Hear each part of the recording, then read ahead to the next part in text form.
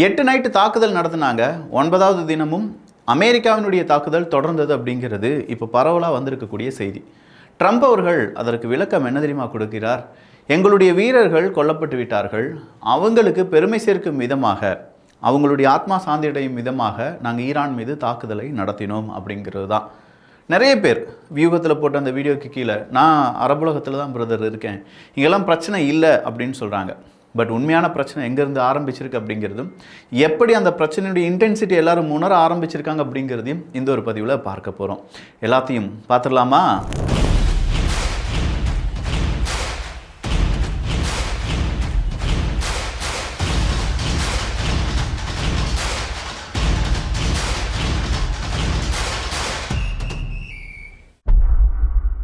பஹ்ரைனுடைய civil aviation authority இன்னைக்கு ஈரானுடைய drone Bahrain air defence system வழியாக அழிக்கப்பட்டது அப்படிங்கிற ஒரு தகவலை கொடுத்துருக்காங்க.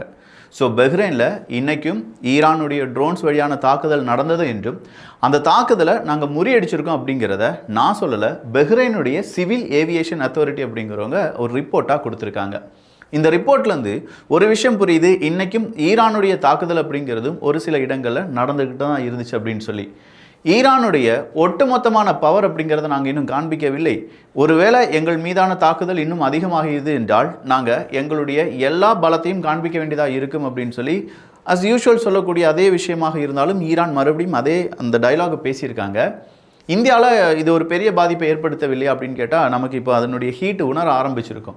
குறிப்பாக மிடில் ஈஸ்ட்டில் நடக்கக்கூடிய இந்த சிக்கல் இந்தியாவில் இருக்கக்கூடிய நபர்களையும், இந்தியாவிலிருந்து மிடில் ஈஸ்ட்டுக்கு போய் பிழைப்பு தேடி அங்கே வாழ்க்கை நடத்தக்கூடிய நபர்களையும் பாதிக்கும். இதனால் இந்தியாவினுடைய அந்நிய செலவாணி பாதிக்கும். எப்படி அந்நிய செலவாணி பாதிக்கும்? மிடில் ஈஸ்ட்டில் வேலை பார்க்குறவங்க நம்ம நாட்டுக்கு பணத்தை அனுப்புவாங்க, டாலராக அனுப்புவாங்க, அது இங்கே வரும், நம்முடைய டாலர் அந்நிய செலவாணியில் அது சேரும். அதே நேரத்தில் அங்கே வேலை கிடச்சிருக்கு, அவங்க வேலைக்கு அங்கே போயிருக்காங்க. அங்கே ஏதாவது ஒரு பிரச்சனை நடந்துச்சு அப்படின்னா அங்கேருந்து வேலை வாய்ப்பை இழந்து இல்லை சம்பளம் கிடைக்காம சண்டை போட்டு ஏதாவது இங்கே வந்துட்டாங்கன்னா அவங்களுக்கான வேலையையும் இந்தியா உருவாக்கி கொடுக்க வேண்டும். அப்படி இல்லையா இந்தியாவில் அது ஒரு பெரும் பிரச்சனையாக மாறும். எத்தனை பேர் வேலை இல்லாமல் இந்தியாவில் மறுபடியும் வேலை இல்லாமல் இருக்க முடியும்? அப்போது அது என்ன செய்வாங்க? இந்திய அரசாங்கமே எங்களுக்கு வேலை கொடு அப்படின்னு சொல்லுவாங்க. அப்போ அத்தனை நபர்களுக்கு தேவையான வேலை வாய்ப்பை உருவாக்க வேண்டும். நம்முடைய அந்நிய செலவாணி அப்படிங்கிறது நம்முடைய கையிலிருந்து குறைஞ்சிக்கிட்டே இருக்கும். அப்போ இதெல்லாம் டேக்கிள் பண்ணணும்னா இந்த பிரச்சனை, அதாவது இப்போ நடக்கக்கூடிய மிடில் ஈஸ்ட் பிரச்சனையை உலக நாடுகள் சீக்கிரமாக முடித்து வைக்க வேண்டும் அப்படிங்கிற அதே கோரிக்கையை தான் இந்தியாவும் வச்சுருப்பாங்க. இப்போ இருக்கக்கூடிய இன்னொரு சிக்கல் என்ன தெரியுமா? இந்தியாவினுடைய பைலட்ஸ் பாடி அப்படின்னா இந்தியாவினுடைய பைலட்ஸ் இருப்பாங்கல்ல, அவங்களுடைய கூட்டமைப்பு என்ன சொல்லியிருக்காங்க? ஹை ரிஸ்க் கல்ஃப் டெஸ்டினேஷனுக்கு போகிற ஃப்ளைட்ஸை நம்ம என்ன செஞ்சிடலாம், கேன்சல் பண்ணிடலாம் அப்படின்னு சொல்லி நம்ம ஏவியேஷனுக்கு ஒரு ரிக்வெஸ்ட் அப்படிங்கிறத கொடுத்துருக்காங்க. அப்போ இந்த பைலட்ஸ் பாடி இல்லாட்டி நம்முடைய விமானிகளுடைய இந்த ஒட்டுமொத்தமான கூட்டமைப்பு இப்படி ஒரு ரிக்வெஸ்ட்டை வைக்கிறாங்க அப்படின்னா மிடில் ஈஸ்ட்டில் பிரச்சனையே இல்லை அப்படிங்கிறது அர்த்தமா?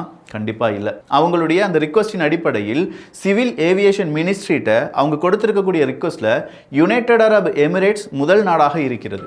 ஸோ யுனைடெட் அரப் எமிரேட்ஸ் முதல் இடத்துல இருக்குன்னா அந்த இடத்துல அபுதாபி, துபாய் உள்ள வந்துடுறாங்க. யுனைடெட் அரப் எமிரேட்ஸுக்கு எதிரான தாக்குதலை ஈரான் தொடர்ச்சியாக செய்து வருகிறது அப்படின்னு சொல்லும்போது இப்போது அங்கே இருக்கக்கூடிய ஏர் டிஃபென்ஸ் சிஸ்டம் எல்லாமே ரொம்ப பெரிய அளவில் ஆக்டிவேட் செய்யப்பட்டிருக்கிறது. கொஞ்சம் நாட்கள் பீஸ் டீல் அப்படின்னு சொல்லி அமெரிக்காவும் ஈரானும் கொஞ்ச நாள் வெவ்வேறு நாடுகளுக்கு போய் பேச்சுவார்த்தை நடத்தினாங்க, ஞாபகம் இருக்கா? இந்த நேரங்களில் எல்லாத்துலேயுமே மிடில் ஈஸ்ட் நாடுகள் அவங்களுடைய இராணுவ பலத்தை அதிகரித்தார்கள், அவங்களுக்கு தேவையான ஆயுதங்களை கொள்முதல் பண்ணாங்க அப்படிங்கிற ஒரு செய்தியும் நம்ம புரிஞ்சுக்கிட வேண்டும். ஸோ இப்போ வந்திருக்கக்கூடிய இந்த செய்தியின் அடிப்படையில் civil aviation ministry, director general of civil aviation, இவங்க 2 பேர்ட்டையுமே இவங்க ரிக்வெஸ்ட் வச்சுருக்காங்க, immediately suspends flights to the United Arab Emirates and other high risk Gulf destination. இல்லாட்டினா நம்முடைய பயணிகள் மற்றும் விமானத்தை இழக்க வேண்டியதாக இருக்கும், விலை மதிப்பெற்ற உயிர்களை நம்ம இழக்க வேண்டியதாக இருக்கும், உடனடியாக இதற்கான முடிவுகளை எடுக்க வேண்டும் அப்படிங்கிற ஒரு கோரிக்கையை வச்சிருக்காங்க. இந்த கோரிக்கை இப்படி இருக்கும்போது தான் அமெரிக்காவினுடைய கேஸ் பிரைஸ் மார்ச் மாதம் இருந்துச்சு பார்த்தீங்களா, மார்ச் முடிந்து மார்ச், ஏப்ரல், மே, ஜூன், ஜூலை கிட்டத்தட்ட 5 மாதத்துக்கு முன்னாடி ஒரு கேஸ் பிரைஸ் கேலனுக்கு $4 இன்க்ரீஸ் ஆச்சு. அதே மாதிரியான நிலைமை இப்போது அமெரிக்காவில் மறுபடியும் கேலனுக்கு $4 இன்க்ரீஸ் ஆகிருக்கு அப்படிங்கிற தகவல் வெளியாகி இருக்கிறது. ஒவ்வொரு ப்ரொவின்ஸ்லையும் இது ஒவ்வொரு மாதிரியான பாதிப்பை ஏற்படுத்தியிருக்கு அப்படின்னு சொல்கிறாங்க. அப்போ அப் டு $4 அப்படின்னு சொல்லும்போது அது சாதாரண விலையேற்றம் கிடையாது, 5 மாதத்துக்கு முன்னாடி இருக்கக்கூடிய விலையேற்றம். அப்போ கேஸுக்கான ப்ரைஸ் இன்க்ரீஸ் ஆகுது அப்படின்னா மிடில் ஈஸ்ட்டுக்கான சிக்கல், பொதுவாக இந்த ஒரு யுத்தமோ இல்லாட்டி பெரிய ஒரு கண்டுபிடிப்பையோ நியூஸ் இல்லாட்டி ஊடகங்கள் பேசுவதை விட மார்க்கெட்டு தான் சீக்கிரமாக பேசும். அது மார்க்கெட் தெரிஞ்சவங்களுக்கு மட்டும்தான் தெரியும். பங்கு வர்த்தகத்தில் இருக்கிறவங்க எல்லாருமே ஈஸியான ஆக்சஸ், ரொம்ப அந்த நியூஸ் கிடைச்ச உடனே அதை அப்டேட் பண்ணுறது எல்லாமே இந்த மார்க்கெட்டில் இருக்கக்கூடிய பெரிய பெரிய நிறுவனங்கள், பெரிய பெரிய கைகள் தான். அவங்கள மீறி தான் அடுத்ததான் நமக்கு வரும். ஃபஸ்ட்டே அவங்களுக்கு இன்ஃபர்மேஷன் போயிடும், எப்போ இந்த இடத்துல யுத்தம் நடக்க போது கொஞ்சம் பார்த்து இருந்துக்கோங்க அப்படின்னு சொல்லக்கூடிய இன்ஃபர்மேஷன் போயிடும். அதன் பிறகு 1 மணி நேரம் 2 மணி நேரத்துக்கு பிறகு தான் அந்த செய்தி நம்முடைய செய்தி ஊடகங்களில் தலைப்புச் செய்தியாக வரும். அப்படிப்பட்ட மார்க்கெட் எப்படி ரியாக்ட் ஆகுது அப்படிங்கிறத நம்ம புரிஞ்சுக்கிட்டாலே யுத்தம் நின்றுருச்சா, யுத்தம் நடந்துட்டு இருக்கா, யுத்தத்துக்கான அப்டேட் என்ன அப்படிங்கிறத தெரிஞ்சுக்கலாம். ஸோ அந்த அடிப்படையில் பார்க்கும்போது ஒரு கேலனுக்கு கேஸ் ப்ரைஸ் $4 இன்க்ரீஸ் ஆகிருக்கு அப்படின்னு சொல்லும்போது எஸ், அங்கே பிரச்சனைகள் இருக்குது அப்படிங்கிறத அமெரிக்கன் மார்க்கெட்டும் அமெரிக்காவினுடைய கேஸ் ரிக்வயர்மெண்ட்ஸும் அப்படிங்கிறது நமக்கு சொல்கிறது.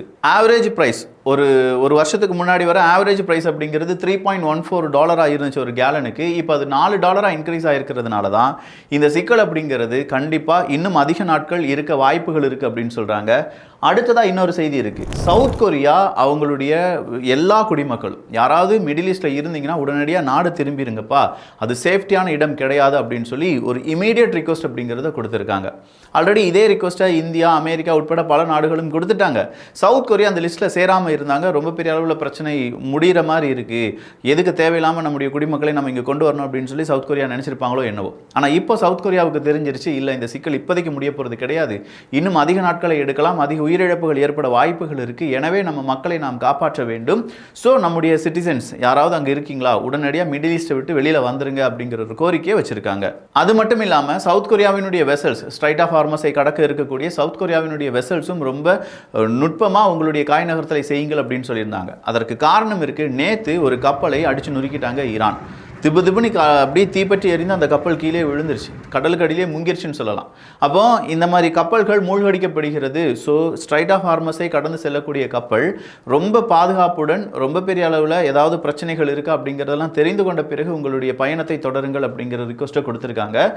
சீனா என்ன சொல்லியிருக்காங்கன்னா, சவுதி அரேபியாவுக்கு தேவையான ஒரு நடவடிக்கை எடுக்க வேண்டும், சவுதி அரேபியா கூட நாங்கள் எப்போதுமே இருப்போம் அப்படிங்கிற ரிக்வஸ்ட்டை கொடுத்துருக்காங்க. இந்த யுத்தத்துக்கும் சவுதி அரேபியாவுக்கும் என்னப்பா சம்பந்தம் அப்படின்னு கேட்டால், ஹூத்திஸ் சவுதி அரேபியாவுக்கு எதிராக ஒரு அட்டாக் அப்படிங்கிறத நேற்று ஆரம்பிச்சிருக்காங்க. இன்றைக்கி கரெக்டாக இன்னொரு 4-5 மணி நேரத்துக்குள்ளே ஹூத்திஸ் மற்றும் அங்கே ஏமன் நாட்டினுடைய ஃபோர்ஸ் அவங்க ஒரு முக்கியமான செய்தியை வெளியிடப் போகிறோம் என்கிற தகவலை ட்விட்டர் வழியாக வெளியிட்டிருந்தார்கள். ஸோ இந்த 3 மணி நேரத்தில் அடுத்து அவங்க என்ன டெலிகாஸ்ட் பண்ண போகிறாங்க, அதனால் உலக அரசியலில் என்ன மாதிரியான மாற்றங்கள் ஏற்படும் அப்படிங்கிறது எல்லாத்தையுமே வியூகம் சேனலில் அப் டு டேட்டாக நம்ம பார்த்துடலாம். ஆனால் இப்போதைக்கு ஒரு விஷயத்தை மட்டும் மைண்டில் வச்சுக்கோங்க. ஏமன் நாட்டிலேருந்து ஒரு மெசேஜ் உலக நாடுகளுக்கு வரப்போகிறது. அந்த மெசேஜ் என்ன அப்படிங்கிறதை நாம் தெரிந்து கொள்ள வேண்டும். அம்பிட்டு தான். அடுத்ததாக டாலர் தான். டாலருக்கான இந்திய மதிப்பு அப்படிங்கிறது அங்கே ஊசலாடிக்கிட்டே இருக்கும்போது டாலருக்கான மதிப்பை கிரீன் பேக்ஸ் ஸ்ட்ரென்த் அப்படிங்கிறத வச்சு தான் கால்குலேட் பண்ணுவோம். கிட்டத்தட்ட 6 கரன்சிஸ் அடங்கிய ஒரு பாஸ்கெட் தான். இந்த பாஸ்கெட்டை பேஸ் பண்ணி தான் டாலருக்கான மதிப்பு அப்படிங்கிறத நிர்ணயம் செய்வார்கள். அது இப்போ 0.1% கீழே விழுந்து 100.72 மாறி இருக்கு. அதாவது டாலர்னுடைய அந்த மதிப்பு கொஞ்சம் கம்மியாக இருக்குது அப்படிங்கிறாங்க. ஸோ டாலருடைய மதிப்பு கம்மியாகுது அப்படின்னு சொல்லும்போதே அமெரிக்காவினுடைய பொருளாதாரமும் இந்த செய்திகளால் அடிவாங்கிட்டு இருக்கு அப்படிங்கிறது தான் இதனுடைய அர்த்தம். ரொம்ப முக்கியமான ஒரு இழப்பாக டார்கோவின் பவர் பிளான்ட் அப்படிங்கிறத அடிச்சது தான் இப்போ ஈரான் சொல்லிட்டு இருக்காங்க. இந்த டார்கோவின் நியூக்ளியர் பிளான்ட் அப்படிங்கிறது அவ்வளோ இம்பார்ட்டண்டா, இந்த நியூக்ளியர் பிளான்ட்டை வச்சு ஈரான் என்னென்ன விஷயங்கள் அவங்களுடைய திட்டங்களாக வைத்திருந்தார்கள், இதையே ரொம்ப டார்கெட்டடாக இப்போது அமெரிக்கா அடிச்சிருக்காங்க அப்படிங்கிறது இன்னொரு பதிவில் நம்ம பார்க்க போகிறோம். அதுக்கு முன்னாடி இஸ்ரேல் என்ன செய்ய ஆரம்பிச்சிட்டாங்கன்னா, நாங்களும் இந்த யுத்தத்துக்குள்ளே வரோம், அமெரிக்காவுக்கு எதிராக ஈரான் தொடர்ச்சியாக தாக்குதலை நடத்திட்டு இருக்கு, நாங்கள் வேடிக்கை மட்டும் பார்த்துட்டு இருக்க முடியாது, ஒரு ஓரமாக உட்காந்து எவ்வளோ நாள் தான் நாங்கள் வேடிக்கை பார்க்க முடியும், அதனால் இந்த யுத்தத்தில் எங்களுடைய பங்களிப்பும் இருக்க போகிறது, சீக்கிரமாக இந்த யுத்தம் முடிவுக்கு வர வேண்டும் என்றால் நாங்களும் யுத்தத்தில் குதிச்சாதான் முடியும் அப்படின்னு சொல்லக்கூடிய அந்த செய்தியை வெளியிட்டிருக்கிறார்கள்.